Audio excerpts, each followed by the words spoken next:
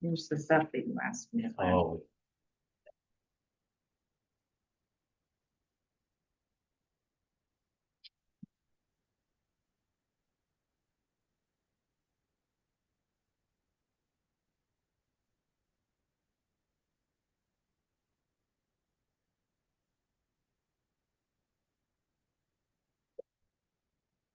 Said it all. Pay attention, Rich. We hired Rick. Yes, just enough hard questions.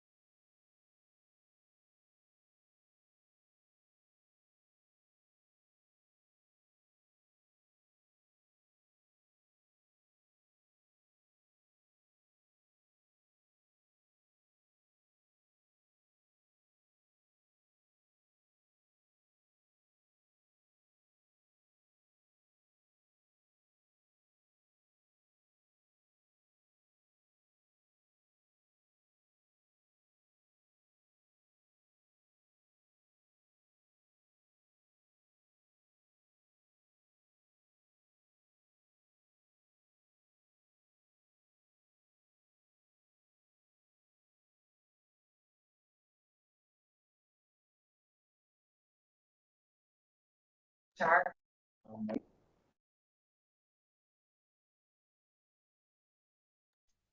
I am Dave Richmond, the Director of Payroll.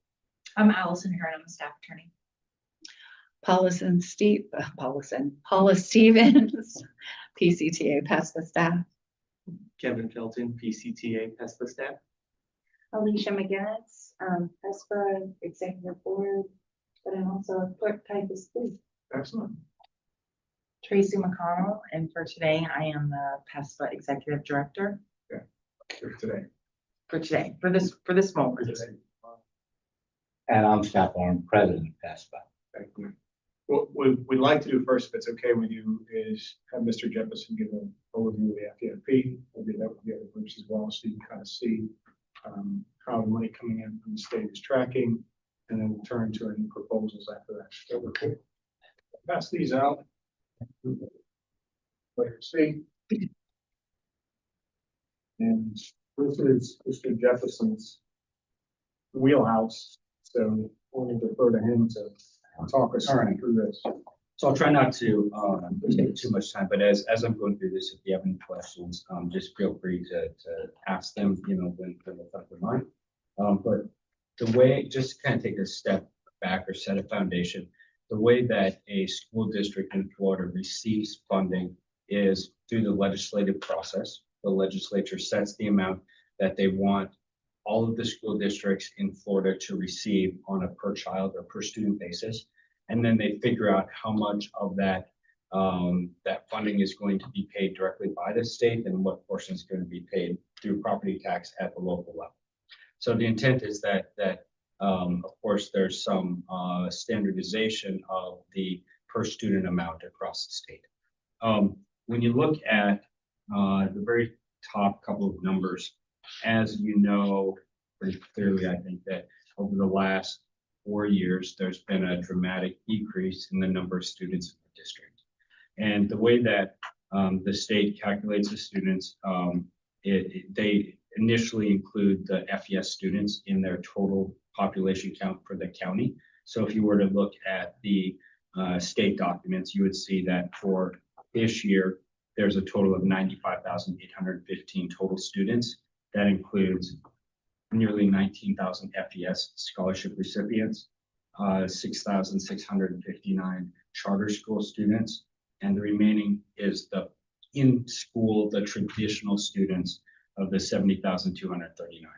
When we look over the last several years, you'll see that between this upcoming year and the year before, we anticipate losing 3,000 students. So when we look at the students, I also want to kind of point out that this process starts way back in January. So where the state is estimating the students for July or August of this year, this upcoming school year, that started all the way back in January of this year. And the state estimates the number of students that we're going to have, and then we're funded on that amount, right? And what's happened in the past, and we hope it doesn't continue, but what's happened in the past is there's the 2 survey periods during the school year, and the state then adjusts our funding for the amount of students that really show up, right? So they estimate the students, pay us on that on the amount of students they think we're going to get.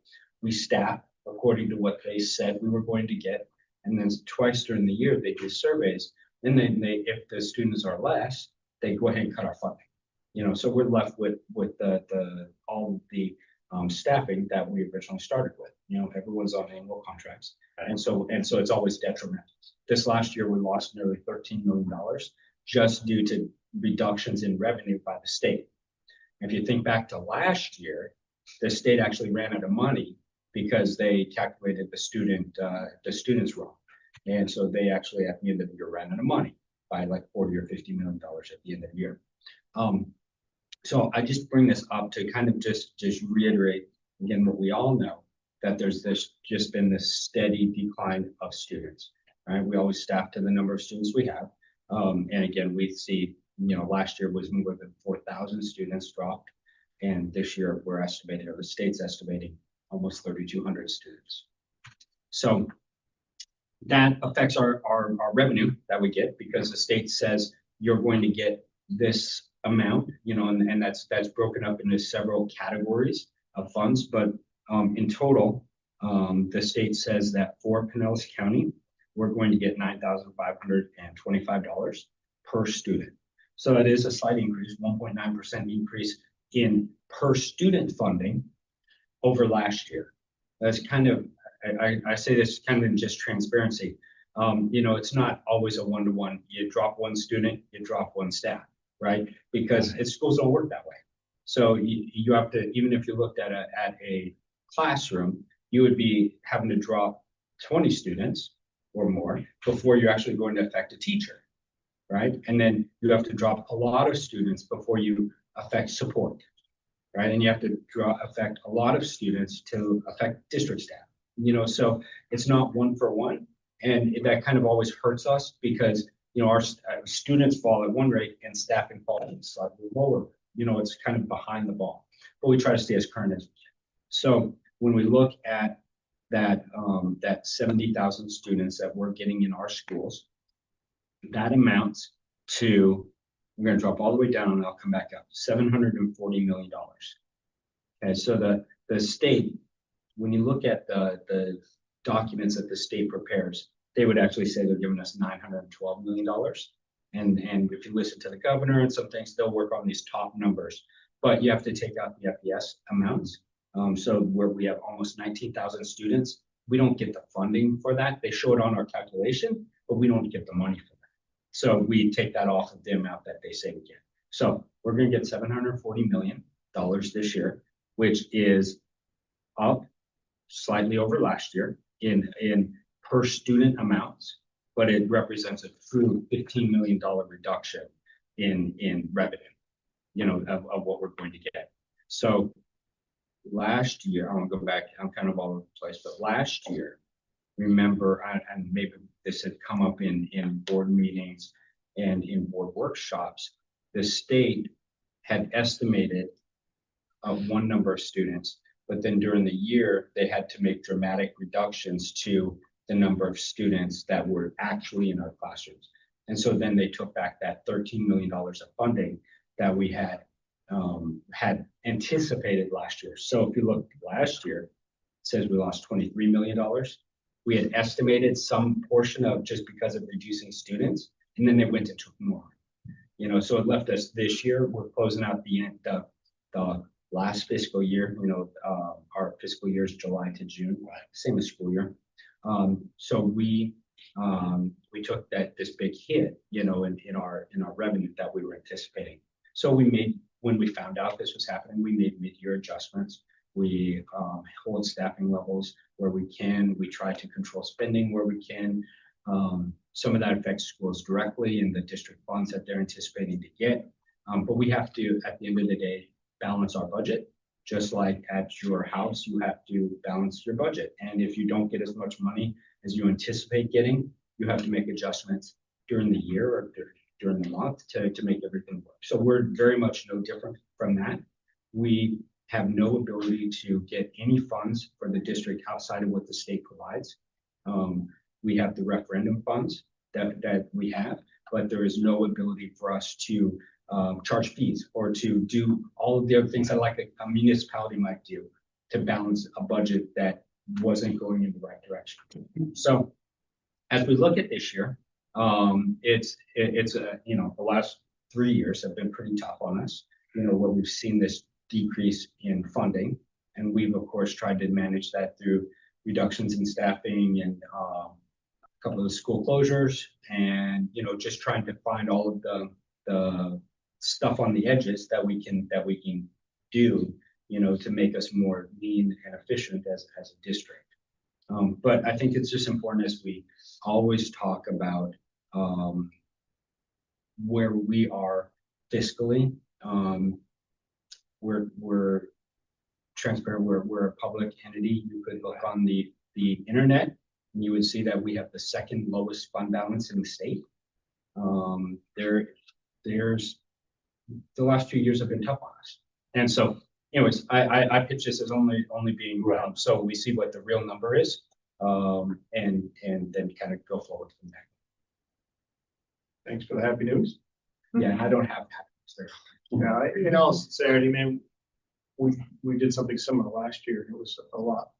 We saw, we kind of felt like the sky was falling, and credit to Gary and the team balancing as best we can. But let's be honest, as you get smaller, you have to get smaller in staffing too.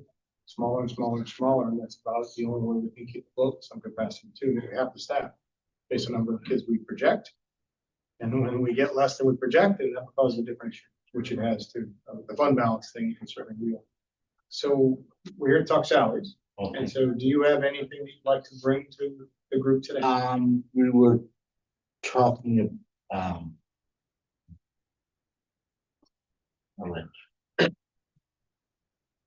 we like to get a payroll roster for our bargaining unit. Okay. Okay, At this minute, or you just email it to you afterwards, or? yeah, you could, Have them email yeah, it to you. yeah, you can email it to me, sure. Mhm. Okay, Okay. all right. You got Yeah. Days, okay, it will include paraprofessional, Everyone in the. So it needs to have the name, position and job title, their contract hours and days, date of hire, years of experience, base hourly rate of pay, and any supplements that they get. No problem. I'll send that to you after this. the percentage of employees who, employee fringe is calculated, So what do you calculate fringe at? right? Go ahead. Sure. So we're using 22.24%, which that breakdown is for the retirement contribution for the board. For the majority of our people that are in the regular retirement plan is 13.59%. Social Security is 6.2%, Medicare is 1.45%, and workers' comp is 1%. That adds up to the 22.24%. And I would just add that the amount that we remit to the state for go to retirement system is a legislative, so they pass a law every year that says this is the amount that will be contributed. So there's no leeway on our side for what we literally contribute. I know all those Wait, for the retirement or for like all the Yeah. things? Well, for the other things there, for social security is federal mandate, and Medicaid is federal mandate and Medicare. And, then the FRS is. Right, and I'm in drop right now, and you still have to pay my retirement, Right. so. And so for any increase, yeah, so for any increases, for any money that we ever talk about, we always have to account for Right, those funds that we have to use. and current vacancies, in the unit, including, unadvertised in our unit. We're gonna do our best on that one. Okay. That one's slippery sometimes, but we'll do our best. Yep, I can ask for those. Just give me a couple days. Alrighty. Leave that over clear. Not necessarily, because he's asking for ones that are known and not known, and Stop. I can, and we don't track it since Right. teachers, but we can get them. Don't you worry. I do look at both sides of it all the time. and Yep. I said, oh, wow, they're hot. Oh, wait a minute. They just said, oh, they took it off from the public side and it's now on the private side, it's now on our side. So, The internal versus Yeah. external data or I large. look at those two constantly also. And I warn my people, go, don't take a 1 if you're a 2 or something like that. Okay. Okay. All right, Did you bring him an offer or are you waiting for his offer? I'm waiting, I would like to hear your offer first. Do you have anything else other than salary to discuss today? We would like, to put forward, I forgot the law, it was, the law number was, for terminal pay. The state allows schools to go, 100% at 13 years on terminal pay instead of our contract saying 25 years. Is that something you're gonna submit? You can submit in writing what you. We'll submit it in writing. So that's an article you want to open up? Yes, it's article. What article? Yes, we want to just change the, from 25 years to at 100% to follow what state law says at 13 years at 100%. So you're suggesting that the articles right now not following statute? Well, the statute, okay, the statute, and I'll clarify, says may do at 13. It has everything we do from 13 and, from before 13 is what we follow, but after with 13 to 25, it breaks it down in more small chunks. Okay, that would be helpful if you would Okay. summarize that, maybe take the article and the language change that you want. Okay, If that's what you'd like to do, I think it would be easier for us to digest that all right, at your convenience. okay, well, I turn off my phone. Well, it's okay, it's fine. Okay. But Did you need the article number? I can look it up, I just. It's Article 19. Yeah. Article 19, 1. I think it's important to receive the proposed language change to the article. I unfortunately, I'm not in the office and That's I okay, didn't get printed. I'm sorry about that. that's okay. Well, what I heard is it's a may, we're not suggesting we're violating statute. No, I'm not suggesting, I'm just saying it does say in the statute may May, follow the steps they came down to, and it was in a 13-year breakdown. understood, Okay. I got it. Right. Well, we'll look forward to receiving that. You Okay. could email that directly to me if All right. you'd like, I will and do we'll that. share it with the team, okay? Is there anything else you'd like to bring to the table? Or just bringing, they want to get their offer for salary. Right, Correct, and we'll read it off, and I just Okay. want to make sure there's Yes. right. no other articles or other items you want to open up. So we do have a salary offer that we'd like to share, and so I'm gonna pass this out to you. There was one thing from last year that we talked about with certificate of distinction, and since we're heading into an open book year coming up, it'd be a good time to actually get those you changes you want to do with certificate of installation right now, because sort of locked into that, 300, 275, 300 for each of those. Right, that was an article you brought last year, and we Right, opted Yeah, not to we- increase the increments there. right. We're supposed to get with professional development. I guess I dropped the ball and we both dropped. I don't know that I dropped the ball. Professional learning worked a lot on COD too. Right. So, I'm I'm sorry. sorry, I was just watching last year's bargaining Mhm. before I came. And, it was the district wanted to discuss COD. And, there was a date that was supposed to be a meeting after Yeah, as it relates to updating the training, a date Provide- of training. opportunities for the requirements and all that. employees, so it's a little more meaningful and relevant. Yeah, we would like to move forward with that, maybe. Yeah, the professional maybe learning later. team already took that challenge on and started particularly around COD two. The COD two is where we were lacking a lot of substance in the training. Got it. And so we can continue to evolve that process. We do want any training someone to make Oh, be definitely. relevant, right, with enough opportunities. Because what we found is that the training opportunities didn't necessarily match the people in the room based on their job title and what they were trying to do. So we did some work around that. Yeah, I thought, oh, wow, let's see what I don't know about Word, and it was like, okay, I know more about Word than exactly. And the hard part of those two trainings, not to go too far and down a tangent, is you're really experienced in technology. Right, You qualify to take COD. I might not be so good with technology. I qualify to take the same COD training. Bus driver, you, me, technology, other Right. people, right? So we're trying to take a group of training right. to meet the needs of a wide variety of skill sets and experiences. And so part of what they try to do in the professional development team is to offer opportunities that weren't Yeah, cookie cutter, so that you and I, who have two different needs, have to do the exact same set of steps, right? yeah. I took the technology. There was three different COD technology, and I forgot what the other two were because I only concentrated on technology. So I can provide an update to you later on, but they did a lot around the COD too, because that was the one that I started with. We felt like that one was more lacking in substance.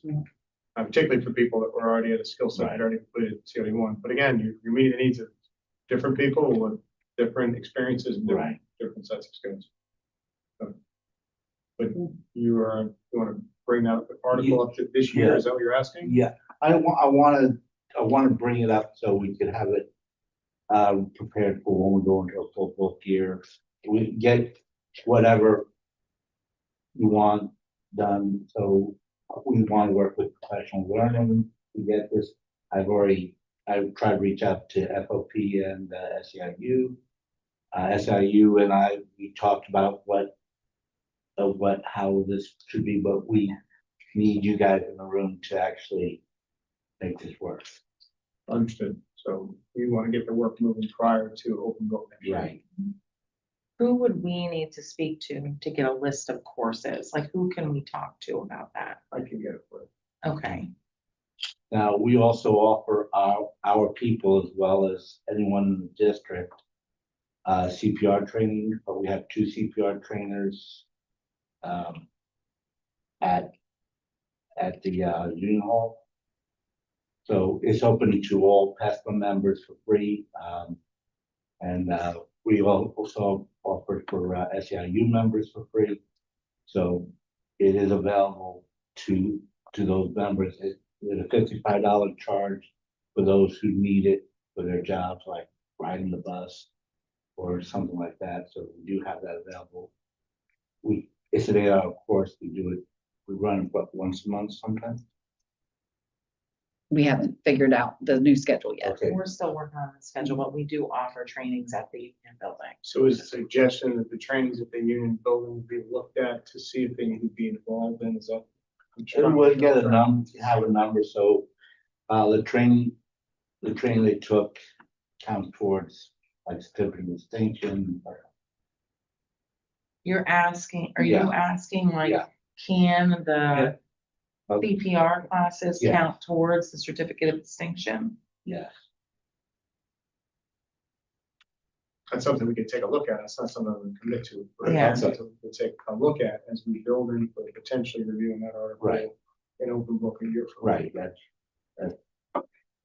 Yeah, I just want to make sure we're on the same page. Yeah, 1 second.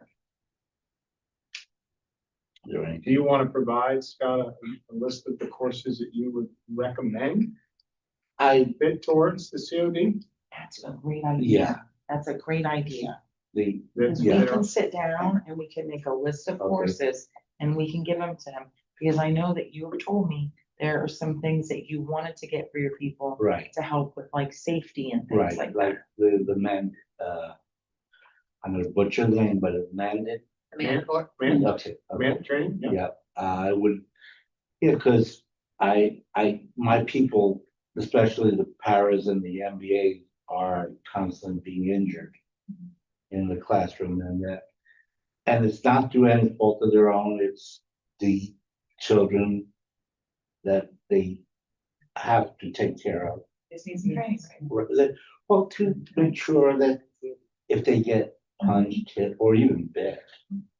So Yeah. we want them to be safe. We want We want them to be both we want both the students and and our staff, my staff to be safe. Understood. So I'm gonna summarize the asks from both sides of that so that we don't lose sight of that at the end of the session today too. Dina's gonna pull and then send to Scott and CC me the bargaining roster, including the fields that you asked for. That's pretty typical. She's also going to provide for you a list of vacancies and or vacancies that are unadvertised. That's an ever flowing. There's Right. positions today, they're filled tomorrow and back and forth. So she'll do her best to pull that. Many of that is public information. It's on the website already. And I do. That's where she'll start, right? And then she'll look for new positions that are out there as well. We have an article with some language coming around, Article 19 for terminal pay that Yeah. you're gonna get to me, so we can take a look at that in our next session. Okay. See if we'd like to open that up or not, or agree to open that one. And I'm going to get to you a list of the courses or the different, I won't say courses or segments that can be completed as part of your completion for COD 1 and COD 2. Fair?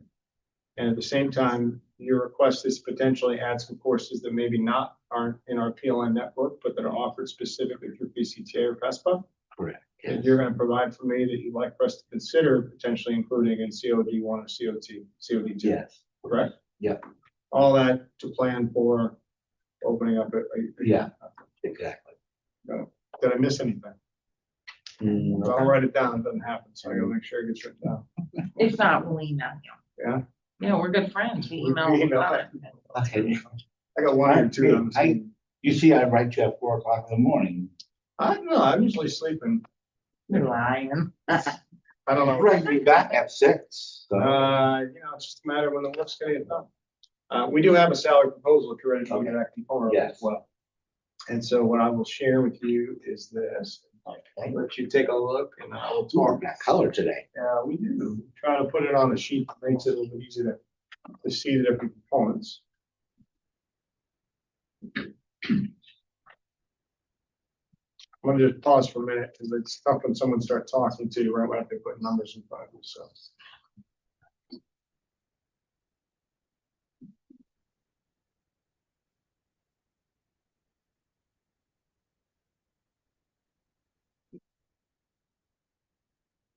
What you have, starting from left to right, I'll go through the colors in a minute, but when we pulled the data just recently, just a few days ago, the count of PESPA employees was a little shy of 1,968.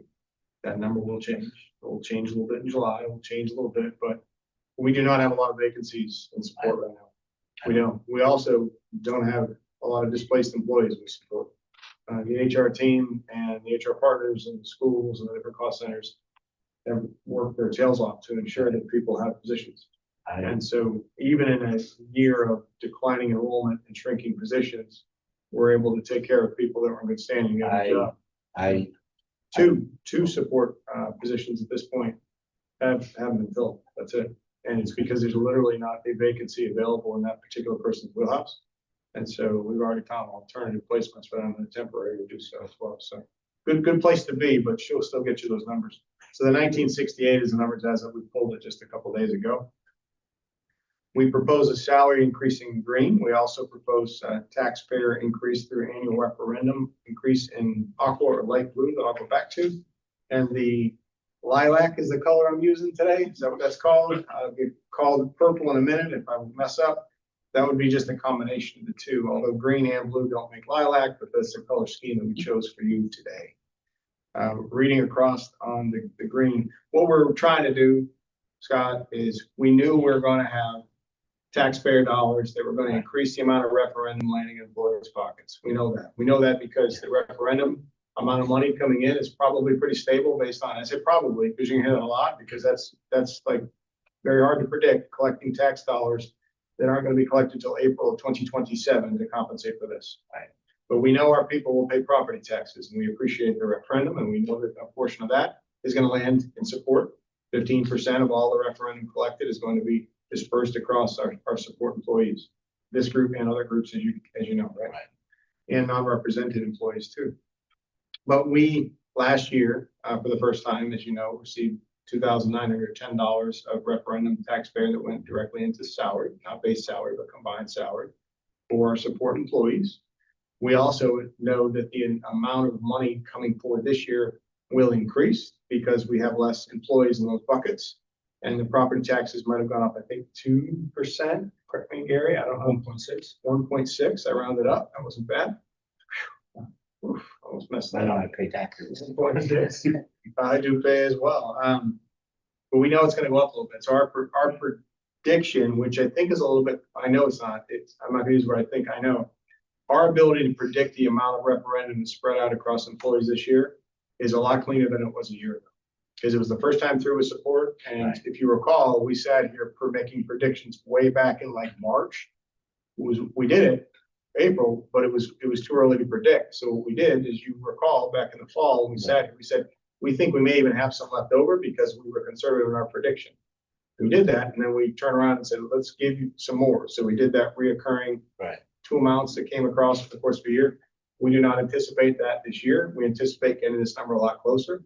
If not, if every dollar is not used, it will roll forward from the referendum side. That's the aqua side. So you see that is an average increase. And I say average because there's people in different pay grades. Of a 2.05%, which is a minimum of 0.88. That'd be someone on the higher end, with a maximum of 3.07 for someone who had a lower hourly rate.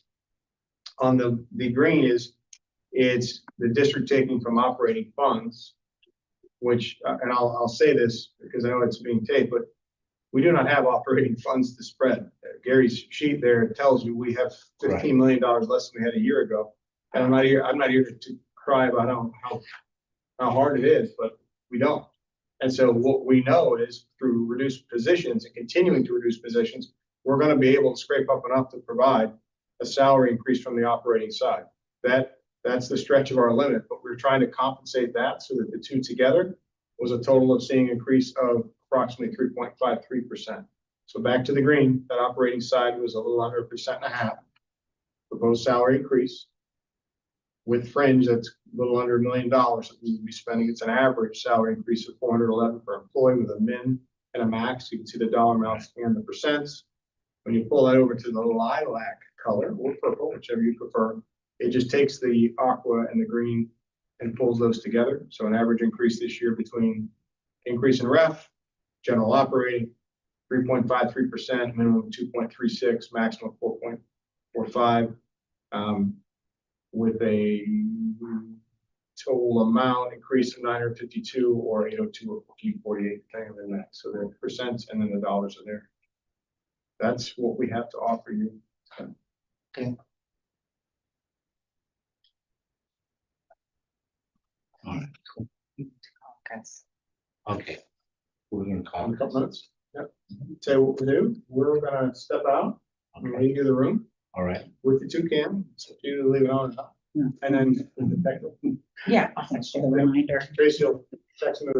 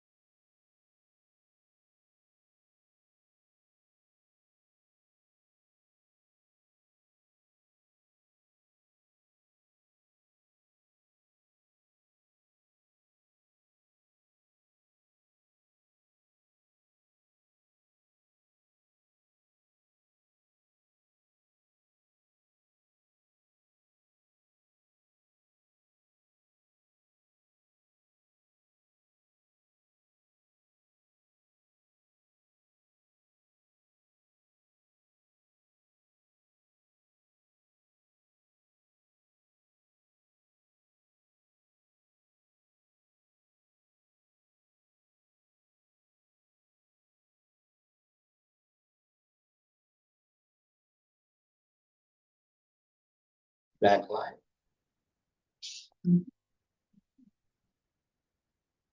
Right. We're gonna take a little time to look over everything, the information you're giving us today, and as well as after Share information. the UW, yeah, after the SDS meeting, we'll have a better picture of things going on. Understood. So do you want to set a second date? Yes, Okay, let's do that now. That's okay. We can, but it's just easier while people can all pull out right. their phones and they'll turn it back on. I turned it back on there. Gonna take it from there, right? So. Just need a minute. So as you know, the EWBS is set to resume again on Monday. Right. And I think we're gonna be able to get a little bit more finite recommendations. And thank you for your participation the other day. It was a lot, but I hope it was helpful.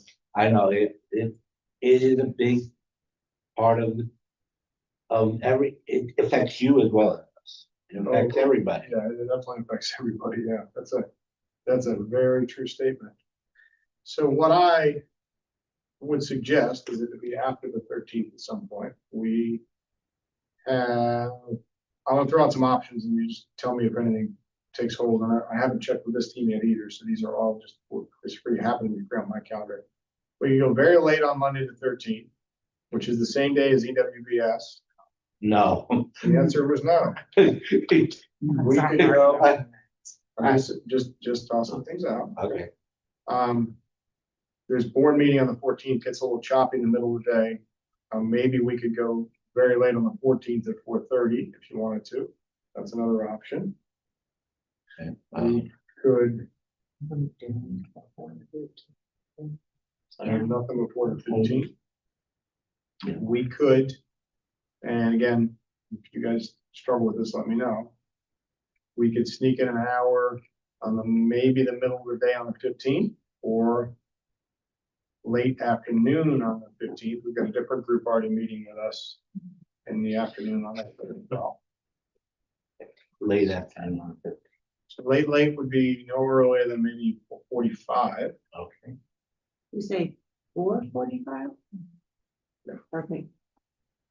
Like it, tracking, that works. 4:45. So what I'm gonna suggest, I think an hour should suffice unless you Yeah. think we need longer.